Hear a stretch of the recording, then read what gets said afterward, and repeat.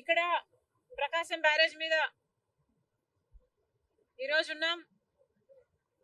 Barrage కు జరిగిన damage చూడడం జరిగింది. ఇది చాలా బాధాకరం, వెరీ ఇర్రెస్పాన్సిబుల్ అనాలి. దీనికి బాధ్యులు ఎవరో దీని మీద ఎంక్వైరీ జరగాల్సిన అవసరం ఉంది.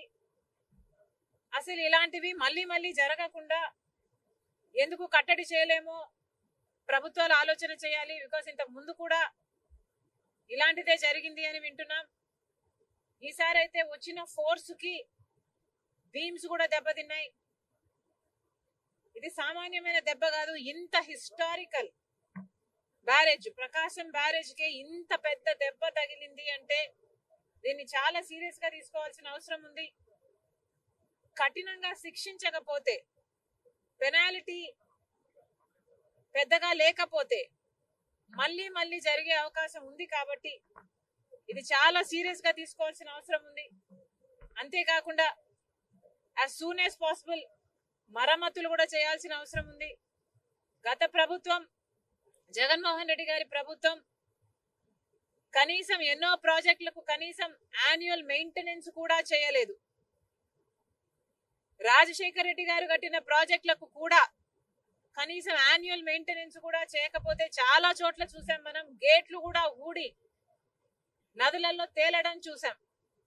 అలాంటి పరిస్థితులు రాకుండా ఈ ఒక్క బ్యారేజ్ కే కాదు, మిగతా ప్రాజెక్టులు అన్ని కూడా రాష్ట్రంలో ఎక్కడెక్కడ ఏమేమి అవసరాలు ఉన్నాయో ముఖ్యమంత్రి దృష్టి పెట్టాల్సిన అవసరం ఉంది. వాటన్నిటినీ కూడా నివారించిన అవసరం ఉంది. మరొకసారి ఇంత వరద, ఇంత ఘోర విపత్తు వస్తుందని ఎవరము ఊహించలేదు.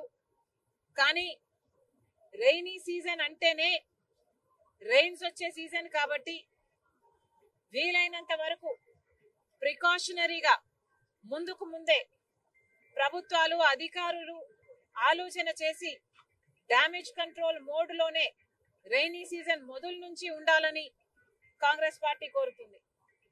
ఈ బ్యారేజ్ కు సంబంధించి వెంటనే చర్యలు తీసుకోవాలి. ఎవరు దీనికి అకౌంటబుల్లో, ఎవరు దీనికి రెస్పాన్సిబుల్లో వెంటనే కనుక్కోవాల్సిన అవసరం ఉంది. కఠినంగా శిక్షించాల్సిన అవసరం ఉంది. ఎందుకంటే ఇది మళ్ళీ రిపీట్ కాకూడదు కాబట్టి.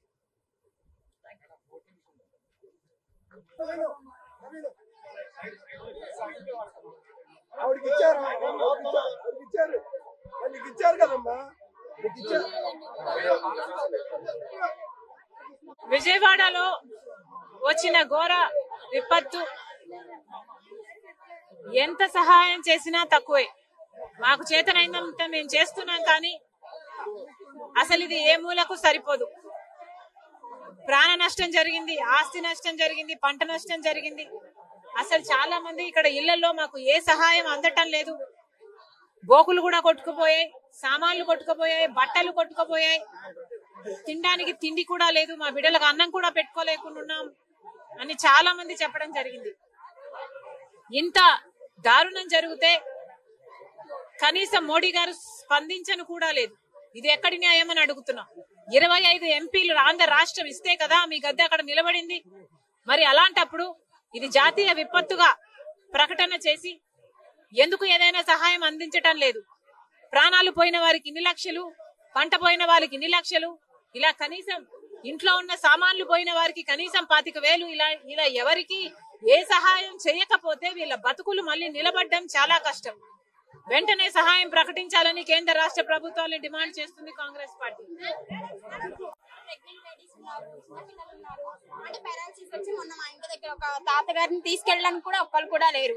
సో ఎవరైనా వచ్చి మాకేమన్నా రిక్వెస్ట్ చేస్తే ఏమన్నా పనులు మీరే రావటం. ఇంతవరకు చంద్రబాబు గారు వచ్చారు, జగన్ గారు వచ్చారు, కానీ ఇంతవరకు ఇక్కడ కూడా రాలేదు.